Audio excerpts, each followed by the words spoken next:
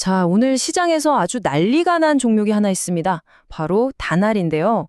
갑자기 왜 이렇게 폭등했는지 그 속사정을 한번 제대로 파헤쳐 보겠습니다. 지금 화면에 보이는 이 차트 좀 보세요. 정말 말이 안 나오죠? 거의 수직으로 솟아올랐는데 이걸 보고 어떤 분은 대박이다 하셨을 거고 또 어떤 분은 놓쳤다 하면서 악몽을 꾸셨을지도 모릅니다. 그야말로 시장의 모든 시선을 한 몸에 받은 아주 극적인 하루였죠. 무려 29.93%. 그러니까 하루 만에 오를 수 있는 최대치, 상한가까지 그냥 직행해버린 겁니다. 자, 그럼 이 엄청난 급등 우리가 어떻게 받아들여야 할까요? 오늘 이 순서대로 한번 이야기를 풀어가 보겠습니다. 첫째, 도대체 무슨 일이 있었는지. 둘째, 시장에서 말하는 공식적인 이유는 뭔지. 셋째, 근데 데이터를 까보니까 좀 이상한 점이 있거든요. 그걸 보고. 넷째, 혹시 이게 작전은 아닐까 하는 시나리오. 마지막으로 앞으로 우리가 뭘 지켜봐야 할지까지 정리해 드릴게요. 네, 그럼 첫 번째 순서죠. 이 30%짜리 급등이 어떻게 시작됐는지 그 숫자들부터 한번 짚어보겠습니다. 다날이 상한가를 갔는데 거래량이 무려 5천만 주가 넘게 터졌습니다.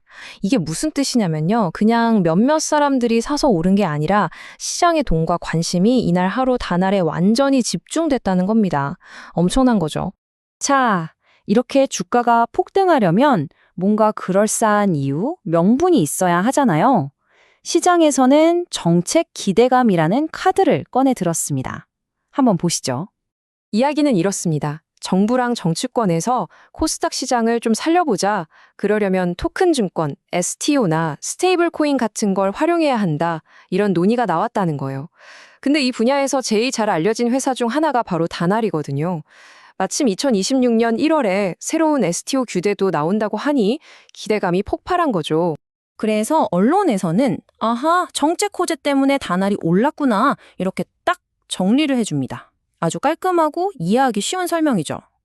그런데 말입니다. 과연 이게 전부일까요? 정말 이렇게 간단한 문제였을까요? 자, 이제부터가 진짜 재밌어집니다. 이날 도대체 누가 주식을 사고 누가 팔았는지 그 거래 내역을 한번 까보자고요. 이걸 보면 이야기가 완전히 달라지거든요. 여기서 아주 이상한 점이 발견됩니다. 이런 좋은 뉴스가 나오면 보통 누가 가장 먼저 달려들죠?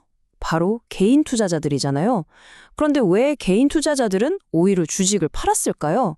이게 이번 이야기의 가장 큰 미스테리입니다.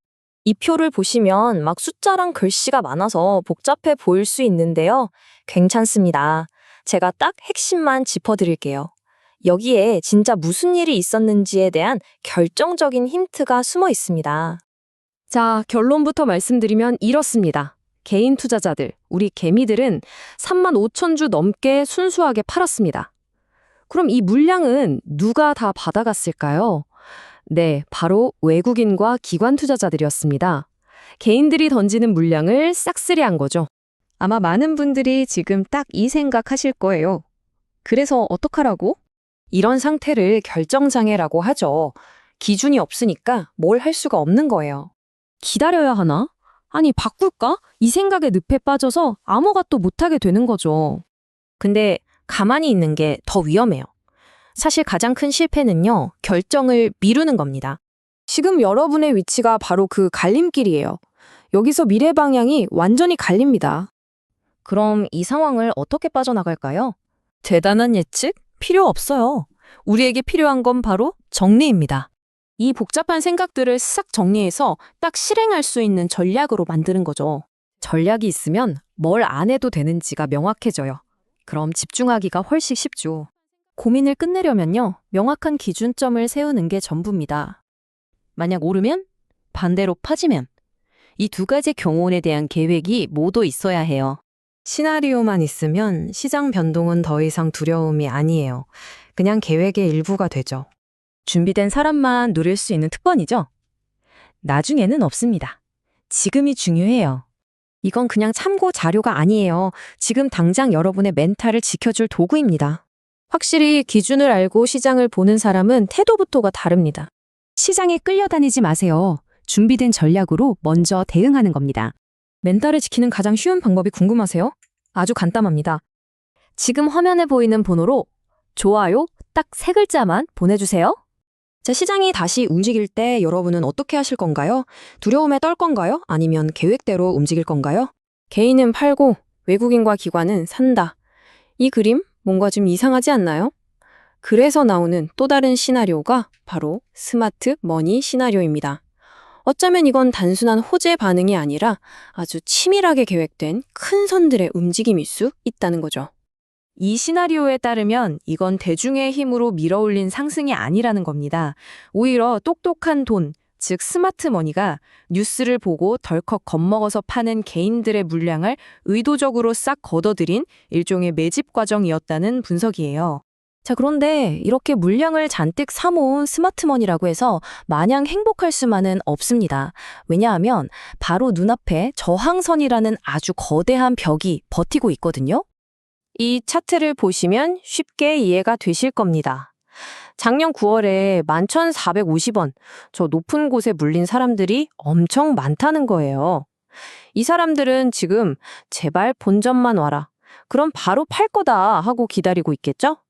이 기다리는 매물들이 거대한 벽, 즉 저항선이 되는 겁니다.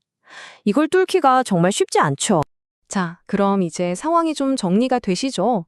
결국 우리는 두 가지 완전히 다른 이야기 앞에서 선택을 해야 하는 상황에 놓인 겁니다. 첫 번째 이야기는 정책 호재 때문에 오르는 거다, 앞으로 더 갈 거다라는 아주 긍정적이고 단순한 이야기고요. 두 번째 이야기는 이건 큰 손들이 개인들 물량을 뺏어서 저항선에 팔아먹으려는 작전일 수 있다는 훨씬 복잡하고 의심스러운 이야기입니다. 여러분은 어떤 이야기가 더 끌리시나요? 이러다 보니까 투자자들은 딜레마에 빠집니다. 오늘 상한가에 올라탄 분들은 이게 혹시 함정은 아닐까 걱정이 되고, 예전부터 물려있던 분들은 드디어 탈출하나 싶었는데 또 흔들다가 빼는 거 아니야? 하고 불안해지죠. 앞으로의 움직임 하나하나가 정말 중요해진 시점입니다.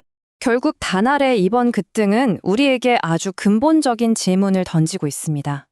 주가를 움직이는 진짜 힘은 과연 모두가 볼 수 있는 뉴스일까요? 아니면 우리 눈에 보이지 않는 무대 뒤편, 큰 손들의 손가락 끝에서 결정되는 걸까요? 판단은 여러분의 몫입니다.